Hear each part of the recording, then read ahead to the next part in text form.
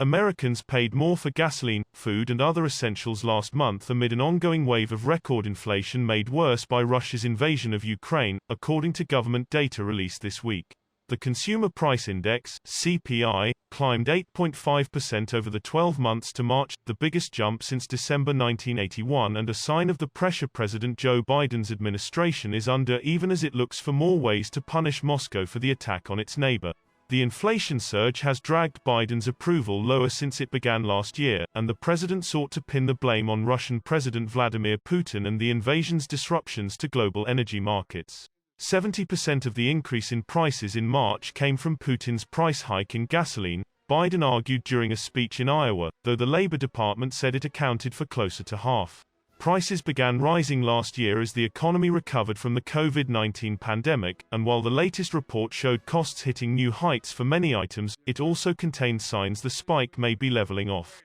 Compared to February, prices rose 1.2%, in line with analysts' forecasts, but core prices, which exclude volatile food and energy sectors, rose 0.3%, less than expected. The Russia-Ukraine war has added further fuel to the blazing rate of inflation via higher energy, food, and commodity prices that are turbocharged by a worsening in supply chain problems, Kathy Bostjancic of Oxford Economics said. The potency of the ongoing price jumps bolstered the case that the Federal Reserve will take aggressive action at its policy meeting next month, likely raising the key lending rate by 0.5 percentage point as opposed to the quarter-point increase last month. With labor shortages pressuring firms to raise wages, we are in the midst of a wage price inflation cycle that will require extreme action on the part of the Fed to rid the economy of the spreading inflation threat, economist Joel Naroff said. A collision of factors has fueled the inflation surge, including businesses' struggles to find enough workers and supplies, the Fed's low interest rate policies, and congressionally approved stimulus measures that drove up demand among American consumers.